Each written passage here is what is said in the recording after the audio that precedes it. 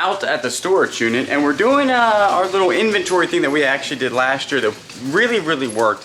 See, when it becomes like after Thanksgiving, which it is now, yard sales pretty much end, and we don't have a way to get inventory like we used to, because yard sales is one of our main ways we get inventory. So we don't hit the thrift stores a whole bunch in the spring and fall, but now we have to do a whole bunch of thrift store stuff, which takes a little bit longer. But the only good thing is that a lot of things are on sale. So in the December, we buy a ton of stuff, and we just can't keep it at the house because we ain't got the room at the house, but we have the room here at this storage unit. That's why we basically bought this storage unit, is to do what Kayla's doing right now. So we buy the stuff, we pick out select items we know that will sell fast, and we do also keep items that we know that will sell super fast. You do see something in our videos, because a lot of the stuff in our videos are going to end up in these bins and be listed probably in February or March. All you have to do is just email us if you see something in the video that you like somebody emailed you again for the Pioneer Woman casserole dishes. So we're going to pull those aside, and then we'll list those on eBay or something like that. So if you do see something, just let us know. But a lot of times it ends up in these bins to actually house until we're ready, because we do a lot of shopping December and January and February. So what we're gonna do, this is all the stuff that we're housing here in those. We're gonna try to fill all these up and that side over there with a whole bunch of stuff. After this, we're gonna pull some orders that's sold, and we have to do a box inventory, which is very important. Back at the other storage unit, now hopefully that made a lot of sense about us not listing everything right away on eBay, because our biggest issue when it comes to this entire thing is inventory, right? Is keeping inventory. We have ran through, especially now selling on Whatnot, when you can go on Whatnot and sell 50 to 100 to 200 items at a time, you have to have all that inventory, and it kind of caught us off guard. Like I said, I keep looking around here. This is pretty bare. We get this question a lot, and I'll tell y'all, is right now we only have 1,600 active listings on eBay, and probably 500 of those are like loose sockets. So we don't have a lot, and it takes a lot of time and effort to get that much inventory. So in December, we don't list a whole bunch on eBay, other than if somebody says, hey, we like this from this video, can you post it? And then we'll list it. Other than that, we just kind of stockpile until the next year. And so it's been working out for us. We're probably going to stockpile a lot this year coming up. We're also working on a lot of other content for the Bearded Thrift Machine channel. So we're going to go over the stuff that just sold. Marissa, thank you so much. Yacht light. Nice. We appreciate it. 32 bucks for the yacht light. Well worth it. We'll make sure we pack that thing up so it doesn't get damaged or anything. $29.99 for the Discman carrying case. Pretty insane, right? We did end up selling the vintage Ralph Lauren hat, the University of South Carolina. Had a couple stains on it, but still in good condition. $25 plus shipping. 9.2 Craftsman batteries.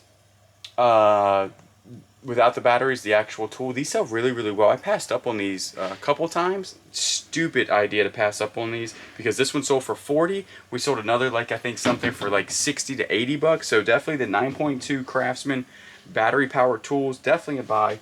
$10 for the Bullseye flange.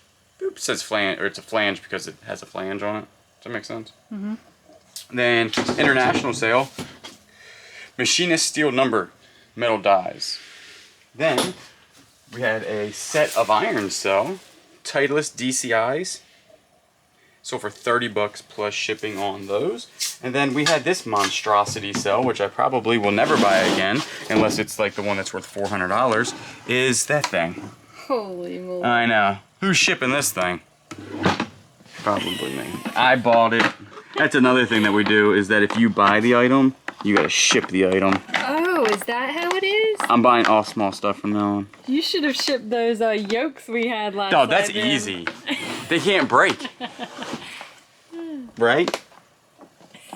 Yolks are easy. Anything can break when it comes to USPS. That ain't true. UPS. Them yolks been around oxen's necks for 100 years. So what we're going to do is actually, if you want to see booth information, we're going to go over the booth, but that will be on the Bearded Thrift Machine channel. We're going to wrap this stuff up, ship it out. At the storage unit, we got some sales to go over. First, let's go ahead and talk about this big boy. Look at him. 45 inches of stuffed animal. $28 plus shipping on that. I'll go ahead and put him in the little wagon up here so he can be nice and safe. Then we had some other things sell. We had the swing trainer sale for $40 plus shipping. I had it listed super high for like 50 bucks and no takers on it, and then finally it sold for 40 bucks plus shipping. You had 4 vintage Hong Kong gnome elves, dwarfs cake toppers, cupcake toppers, $11 plus shipping. On our last video, or 2 videos ago in the Bearded Thrift Machine, we had the little Secret Santa. Clemson had like Santa Claus in Clemson gear with a kid telling him a secret. 20 bucks plus shipping on that. This little flashlight sold, $8 plus shipping.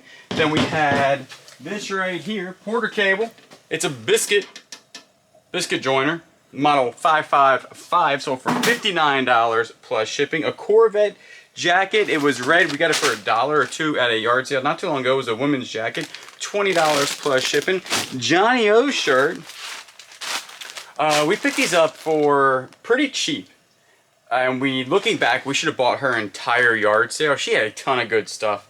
And we just gotta learn how to buy entire yard sales next year. Because it sold for $32 plus shipping, and we sold almost, I think, out of them now. I think we picked them up for $4 a piece. The 4 Clemson, we had a little Clemson ornaments thing that I put together, $19.99 plus shipping. The final countdown, it's like a screenplay from the actual movie. From like the 70s or 60s or 80s, 90s, 1979, revised online shooting schedule for the final countdown. Xerox, it's not original. I mean, I have no idea. It's signed by somebody here. Don't know. Put it on because I had no idea. I just told them like what it was, and somebody bought it for 150 bucks. $15 for the Guitar Hero case. It can hold 2 guitars, and then $8 for a Ray Dunn #2 mug. So, and thank you so much, Margaret. You bought the Coleman cooler from us, so it is heading your way. Also, we've been sending out a lot of orders lately, right? Like tons and tons and tons of orders. How many orders a day? Probably 15, 20. One day we sent out like 104 orders, and we do scan sheets, and we're very confused. It's like all the orders are on the scan sheets, right? Yeah, all the packages. All the packages are on the scan sheets.